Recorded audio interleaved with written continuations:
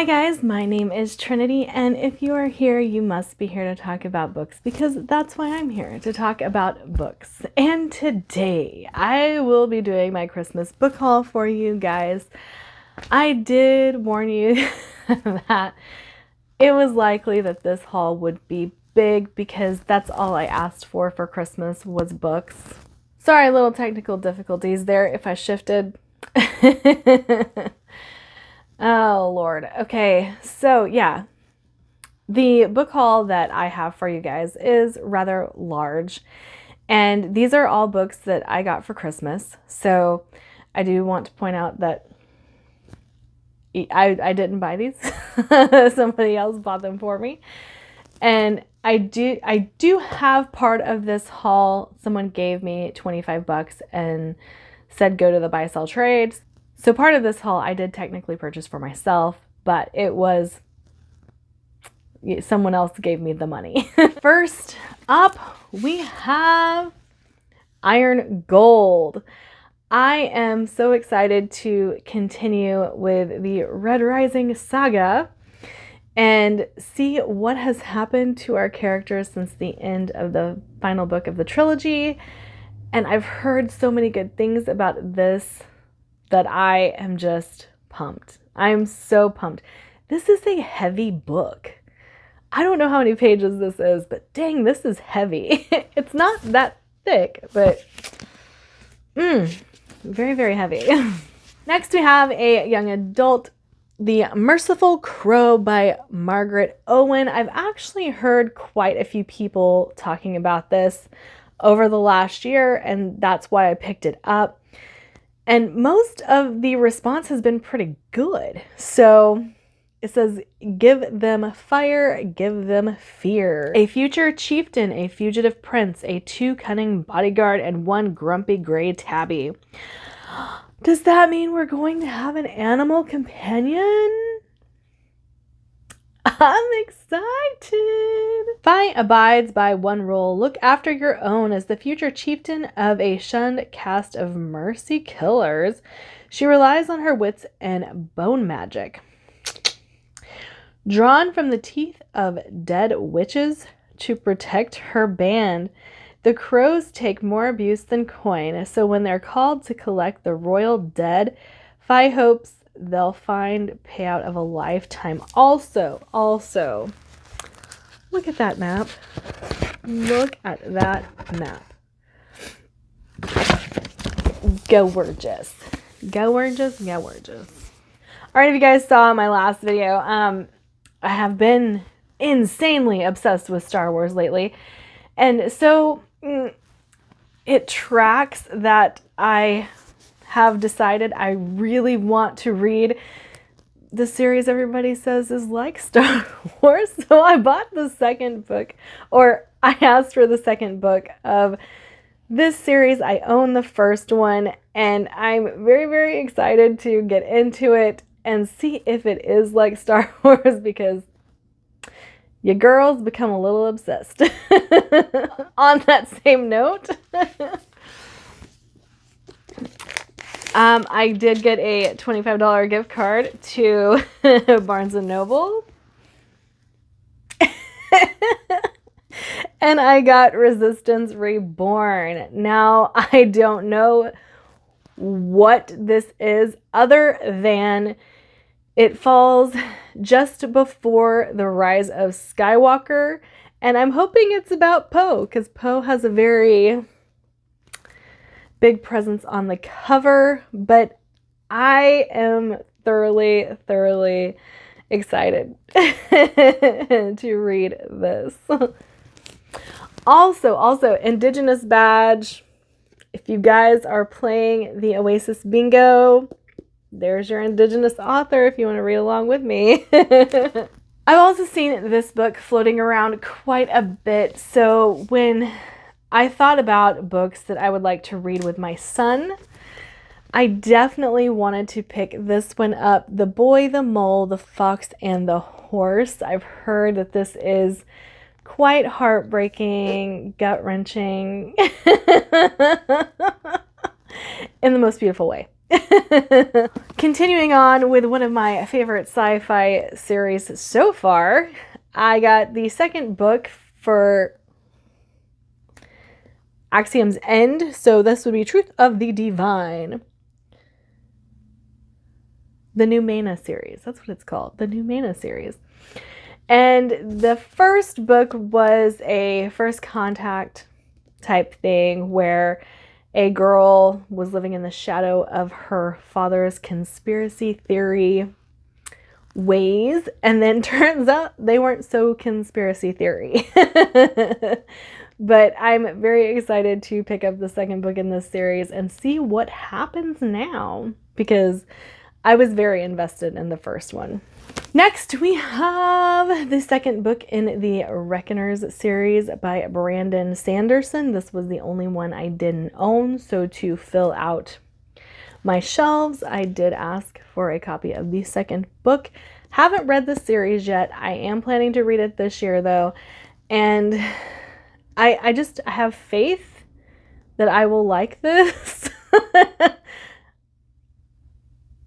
And so I've bought the whole series, which trilogy, so not too much of a stretch, but I have a good feeling that I will actually like that trilogy. All right, and the book that houses my favorite cover of the 2021 at least, Six Crimson Cranes by Elizabeth Lim. This is young adult. Shoryanma, the only princess of Kyoto, has a secret. Forbidden magic runs through her veins. Normally, she conceals it well, but on the morning of her betrothal ceremony, Shiori loses control.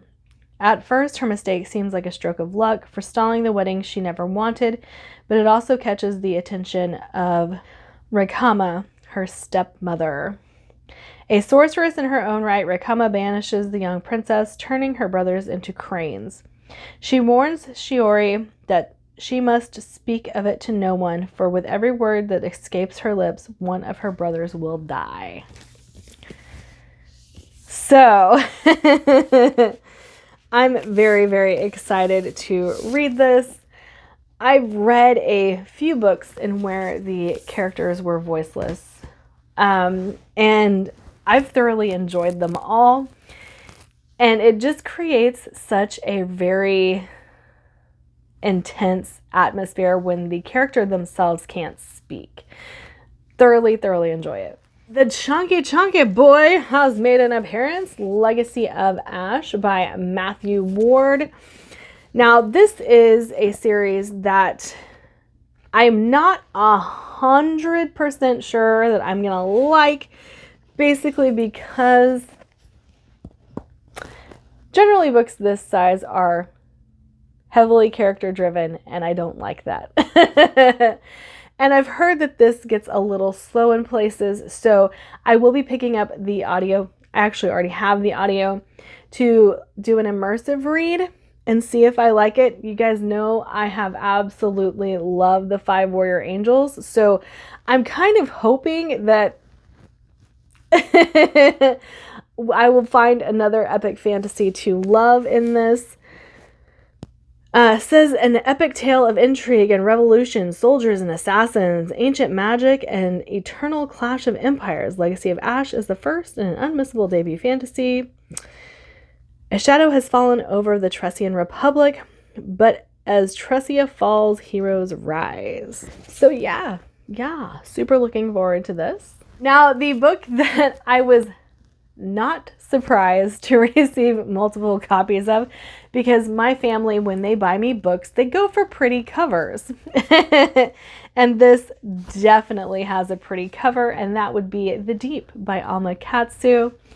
I have been dying to read this for some time. It is a horror novel surrounding the Titanic, and yeah, I think it's gonna be really good. But the Titanic sinks, and the Britannic, the sister to the Titanic, has now set sail, and the survivors, or one of the survivors of the Titanic, is on board, and she encounters someone she knows to have died on the Titanic. So I'm intrigued to see where that goes. Continuing with the theme of continuing series, I got Our Violent Ends by Chloe Gong. You guys know that I loved the first installment of this Shanghai Romeo and Juliet retelling.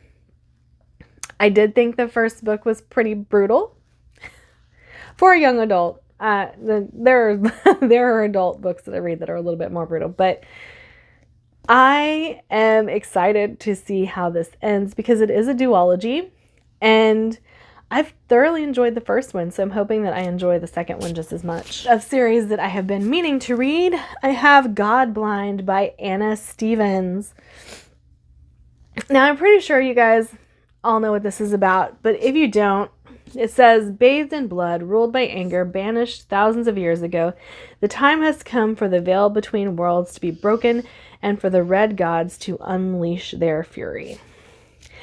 From what I know of this, I think it's pretty grimdark, and I like grimdark, so that's why I wanted it. I put it on my list because I'm always looking for more dark fantasy to love, and I don't know why I've slept on this one.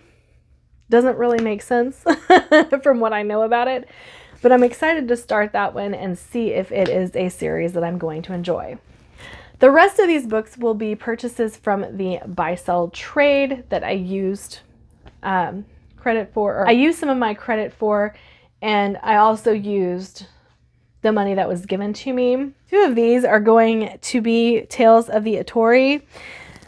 I have the first one, and I have been really lucky. I have found all three of the ones that I do own. I'm missing the third one in the hardback, amazingly beautiful covers. Look at this one. Like, I mean, they're both gorgeous. They're both stunning in their own way. And I'm really happy with having found these at the buy-sell trade. It's really funny because all of these books have these warehouse codes on the back, so I don't know where they came from, but I have found book 1, 2, and 4 at the buy-sell trade. This one I couldn't pass up because it's a series I'm planning on reading, and even though it's not in the greatest condition, after using my trade credit, this book was only $1, so I just went ahead and bought it. And that is The Free Bastards by Jonathan French. I am planning, like I said, to read the series, so I just need to pick up the other two. But in this condition, and it's really the dust jacket that's not in the greatest condition. The book itself is not too bad. So, I just went ahead and bought it, and then that way I can pick up the rest of the series later. And this has an orc main character, if you can't tell. So that's probably the biggest reason that I want to read it. And then dark fantasy. A book that has been coming across my Twitter, my Goodreads quite often over the last few months is Within These Wicked Walls by Lauren Blackwood. This says Reese's YA Book Club, but it's supposed to be pretty gothic. Andromeda is a Deptera, an exorcist hired to cleanse households of the evil eye. She would be hired, that is, if her mentor hadn't thrown her out before she could earn her license. Now her only hope of steady work is to find a patron, a rich, well-connected individual who will vouch for her abilities. When a handsome young heir named Magnus Rochester reaches out to hire her, Andromeda takes the job without question, never mind that he's rude and demanding and eccentric, that the contract comes with a number of outlandish rules, and that almost a dozen Deptera had quit before her. If Andromeda wants to earn a living, she has no choice. So yeah, it sounds very gothic. And I'm hoping that I really enjoy it. I've heard a bit of mixed reviews about it, but because I am one of those people who is drawn to the gothic genre, I'm hoping that it has sort of a Jane Eyre type vibe. and I will enjoy it. Okay, this one I am going to fully confess to knowing very little about. However, an entire discussion happened like about this book on our Discord, and I just kind of kept following along and was like intrigued by the things that everybody was saying without having clicked into spoilers for the book. But I picked up The Apollo Murders by Chris Hadfield. Now, this is a sci-fi thriller. An exceptional thriller from the dark heart of the space race by astronaut and New York Times bestselling author Chris Hadfield. 1973, a final top secret mission to the moon, 3 astronauts in a tiny spaceship, 250,000 miles from home, 250,000 miles from help. So it's about Apollo 18. Book about space written by a man who's been to space. So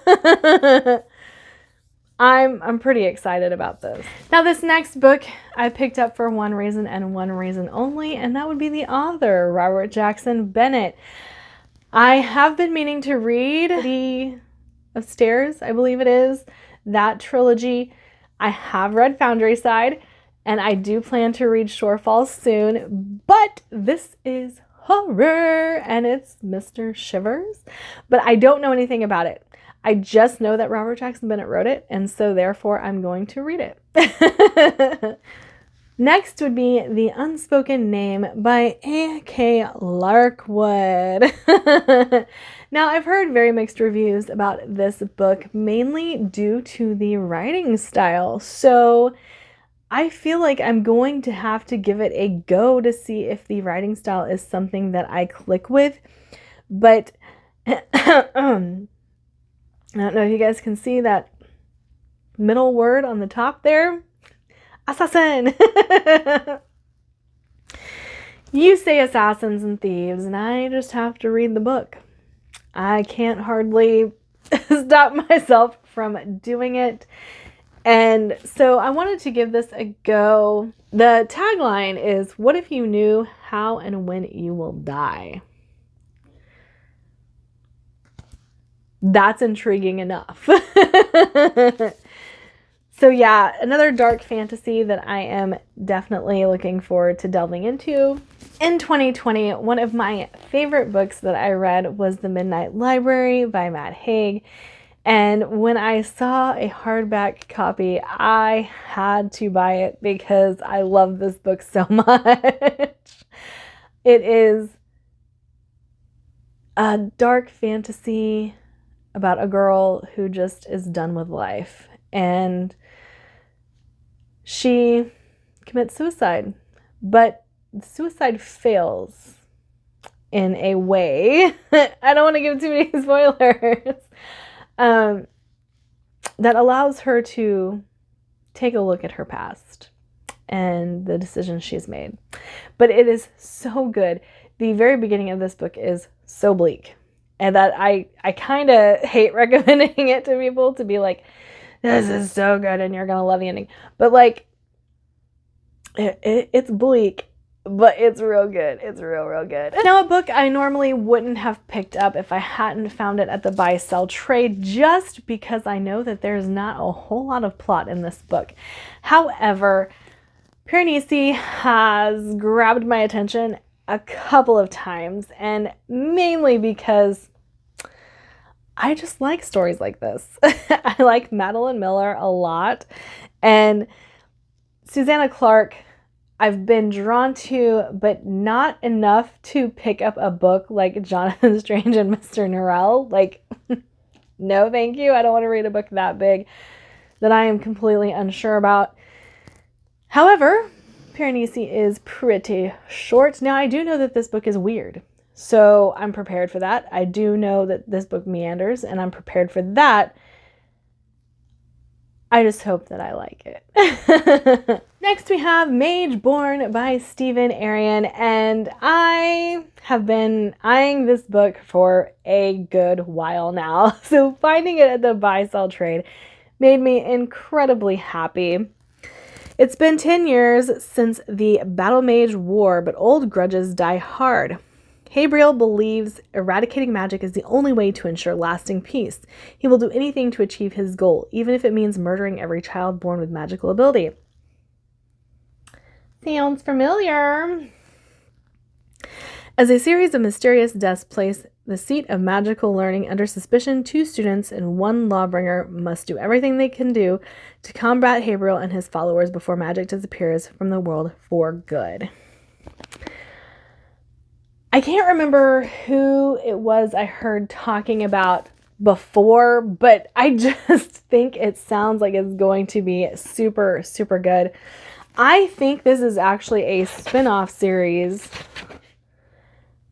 of The Age of Darkness. But I am very excited to get into these books as well. A series that I have been reading that I really love. This is the Split World series by Emma Newman. This is book 3 or 4. I only owned the first book, and I've been on a lookout for the rest of the series. There are 4 of them. And so now I own 2 of them. They're just not in order.